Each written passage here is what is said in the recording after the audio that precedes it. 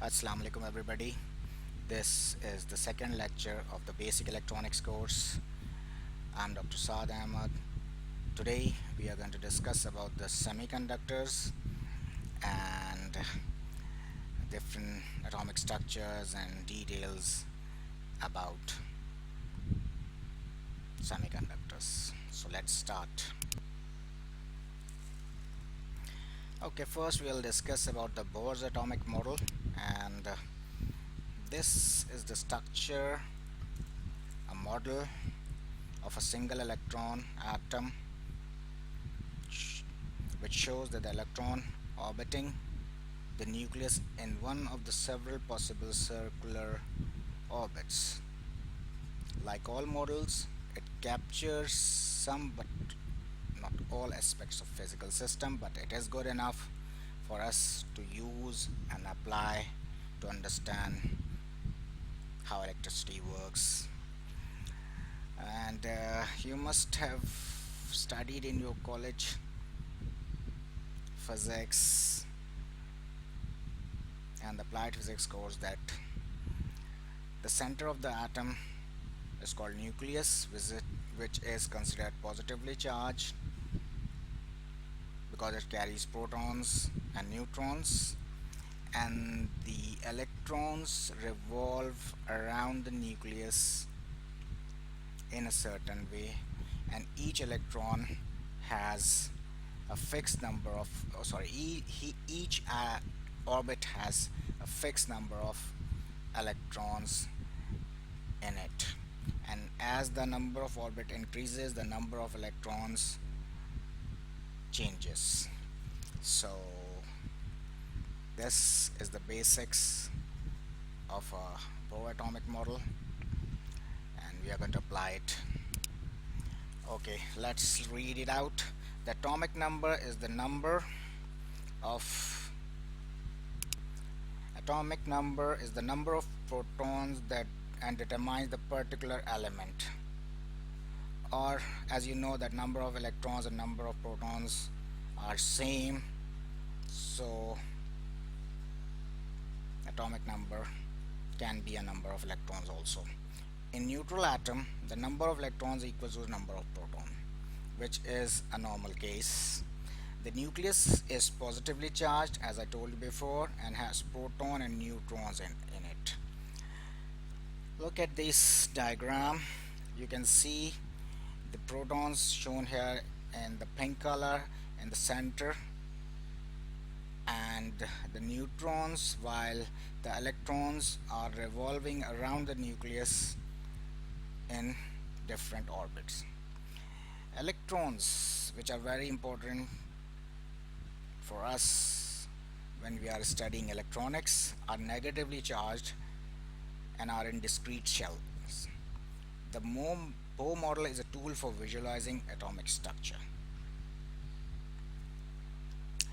Let's draw a diagram of let's say I want to draw the diagram of atomic structure of copper. The atomic number of copper is 29, and 29 means there are 29 electrons, and we also know that every orbit has a fixed number of electrons. So the first orbit has 2 electrons. It can have 2 or less than 2 electrons, that is 1. Second orbit, that is orbit,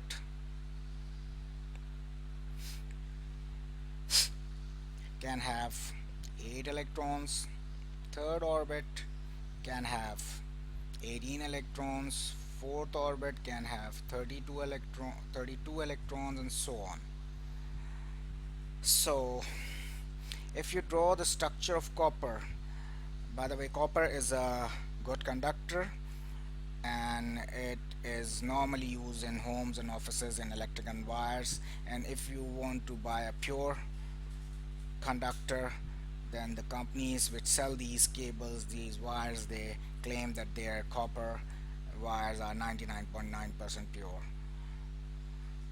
But eventually, if you have something mixed in it, like it's not pure copper, then the energy losses will be more. Anyway, let's come back to this atomic structure of this. uh, let's draw the center of this copper atom, which is the nucleus. We can see that nucleus, we know that carries proton and neutrons, and the number of electrons and number of protons are equal. Then the first orbit, the second orbit, the third orbit, and fourth orbit. I'm going to draw this, and my drawing is not very good, but it will do. Okay, the first orbit will have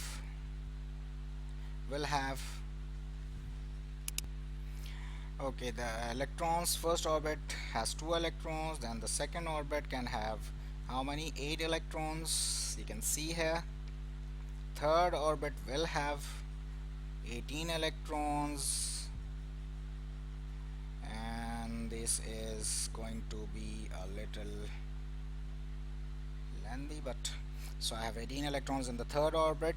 So if we count all them together, first 2, then 8 makes 10, and then 18 is 28.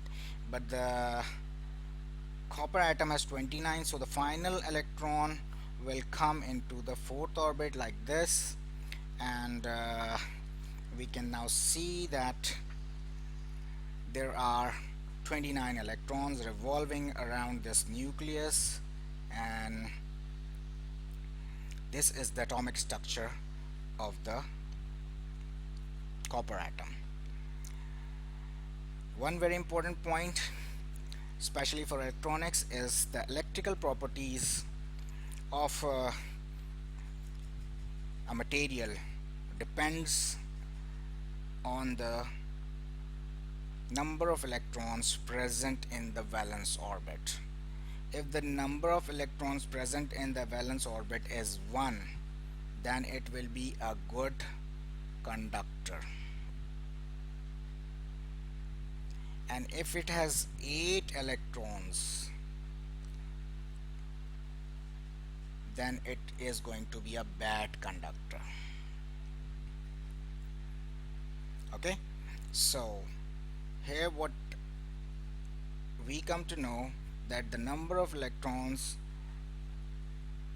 is the main thing which we will be looking for in the valence orbit of an atom to determine if it is a good conductor or a bad conductor, right? And if it has more than one, like 2, 3, 4, 5, 6, 7, then it's basically variating the conductivity. And by the way, the semiconductors have 4 valence electrons. Also, one more thing which I want to add here is that the valence orbit is the final orbit. This is the final orbit of this atom. So the valence orbit is the fourth orbit in this case. But if the number of electrons are more or less than this, then automatically, if there is a material, let's suppose carbon has how many? They have 6 electrons. The atomic number of carbon is 6. So what happens is that there will be a nucleus with 2 electrons in the first orbit and 4 electrons in the second orbit. Try to visualize it. The second orbit has 4 electrons, and 2 plus 4 is 6, so the number of electrons is completed, but its valence orbit is now the second orbit, which is the final orbit in the case of carbon. But in the case of copper, it's the fourth orbit, and so on. So let's continue. If we talk about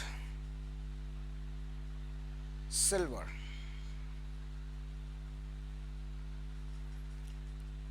it has atomic number of 47, and if we make the atomic structure. I want everybody to do it and try to develop make a atomic structure of this silver, and you know the number of electrons of each orbit, and we know all know that gold, I don't know, it has 79 electrons. So silver is technically a better conductor than the copper which we use normally in our offices and homes, while the gold is more of a good conductor. But why we don't use it in our daily lives for electricity transmission? The simple is the cost. The cost of silver and cost of gold is too much. Even if we talk today, we know that copper is also very expensive. Copper is also very expensive, and in the market, if you go and buy copper cables which are 100% or 99.9% pure, then they are going to cost you much more than the normally available wires or cables which are not pure enough. And as I said earlier, the material used in these cheap cables are not good enough, and they will incur you very huge losses of energy. Anyway, so let's try and make the structure of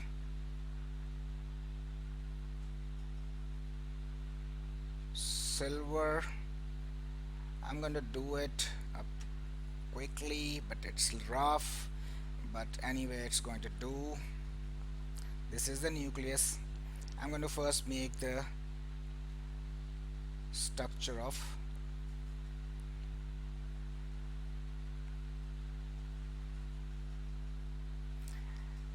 this is what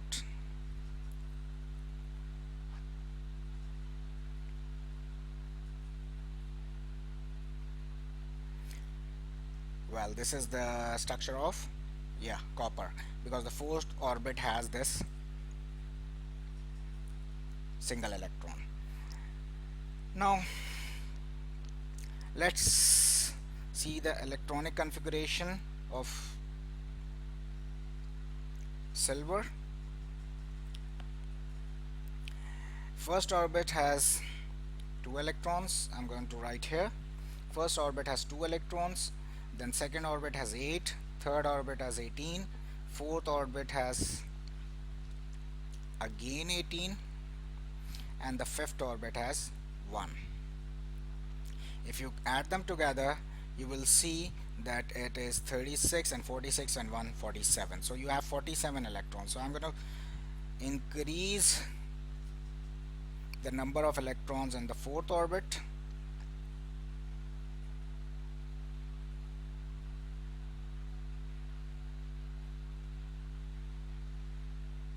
So we have now 18 electrons in it, and obviously now it's 46, so I want to add one more orbit here, and I'm not going to complete it because of the space, but I'm going to put a single electron here which shows that it is in the fifth orbit.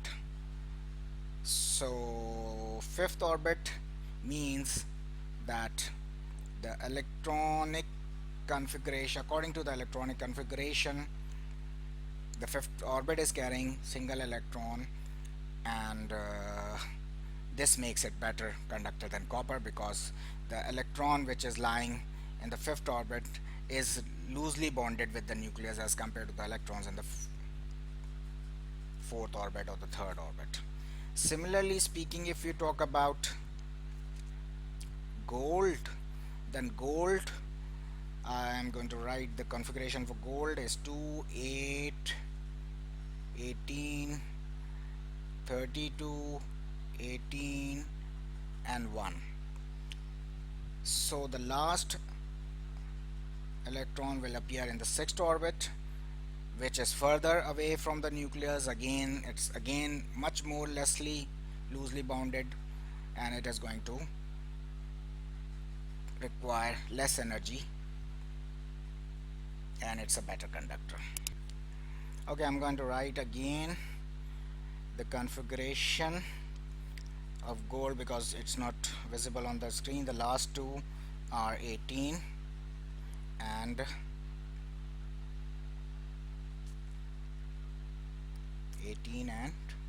1. So it goes like this, that first orbit, second orbit, third orbit, fourth orbit, then fifth orbit, and then sixth orbit. So single electron will be on the sixth orbit.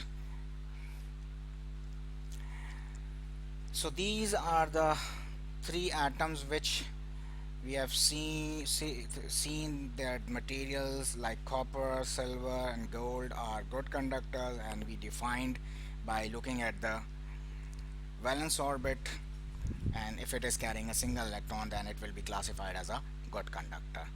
One more thing which I want to show you here is that the nucleus is attracting electrons towards itself, and the electrons are basically circling or revolving around it.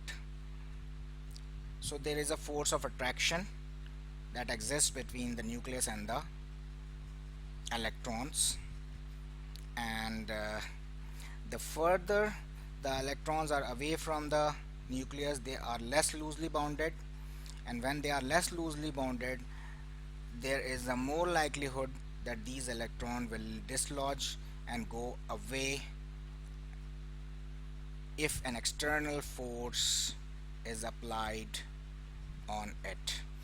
What that external force can be, it is called voltage. So when you apply voltage on a piece of copper, the electrons, and we are talking about the electrons which are in the valence orbit, which are free electrons, will be dislodging and moving away until they find another place. They will keep rolling. So this is the phenomena. I'm going to explain it further, but don't want to be difficult for you, so I'm going to do it in steps. Anyway, so this is it, and we now know the basics. If you go back to the slides, we can see here that Bohr's model, we have tried to understand this. Silicon and germanium, which are basically the semiconductors,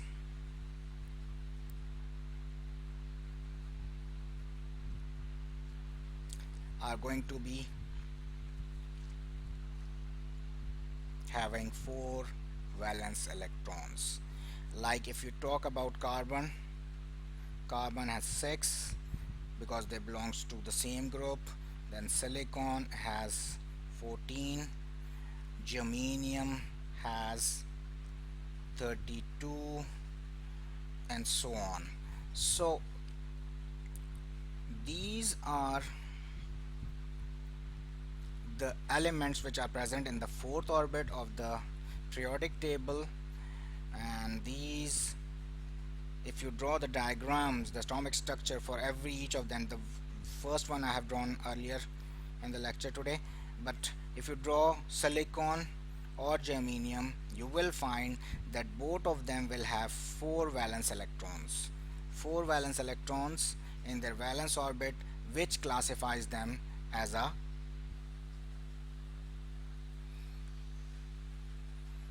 okay. If you see that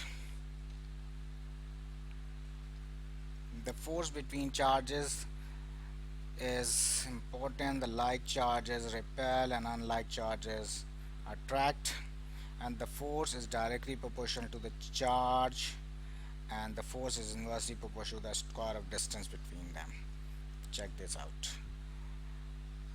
Next, conductors. As I have said earlier, the copper is a good conductor, but silver and gold are better conductor, and we have seen that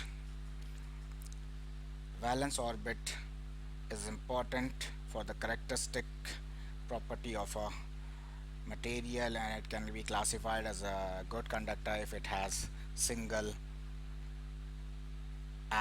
electron, as in the case of copper. The nucleus of the atom contains the same number of protons, which is in this case 29, and the electron travel in distinct orbits called shells. Material of such low conductivity that the flow of current through it is negligible. Materials we do not allow to pass electrons to flow through it, current to flow through it, are insulators. Insulators have tightly bound electrons whose internal electron charge does not flow freely, and we talked earlier that normally they have 8 valence electrons in them. These are some conductors and some insulators. Okay, the semiconductors material can be divided into 3 categories. We already know this. The conductors with 1 valence electron, the insulators with 8 valence electrons, and in between them are the semiconductors, which belong to the 4th group in the periodic table, and they have 4 valence electrons, and that is the semiconductor have 4 valence electrons, and they are neither good conductors nor bad conductors. But the important thing to remember here is that at room temperature, and we all know that the room temperature is normally taken as 25 degrees centigrade, so the at room temperature these semiconductors behave as insulators, so you have to keep this in mind. So for electronic purposes or electrical purposes, you need to perform or process them in a way to make it useful for electronics or electrical purposes. Alright, the silicon and germanium are the two which are popularly used, and silicon has 14 electrons and germanium has 32 electrons. Both of them has 4 valence electrons.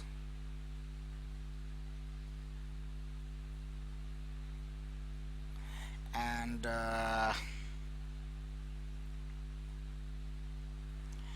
this is reverse current thing, which we will discuss later on. And if you look at the silicon, we have 14, as I said earlier, 14 valence electrons, and the valence orbit or the last orbit has 4, which classifies it as a semiconductor. For today, this is it. We will continue our discussion in the next lecture. If you have any question, you can contact and ask me, and make sure you get the book which I have recommended for this course, so that you have all the material which I can refer to, and you are able to get better understanding of basic electronics. Okay, then thank you very much, and Allah Hafiz.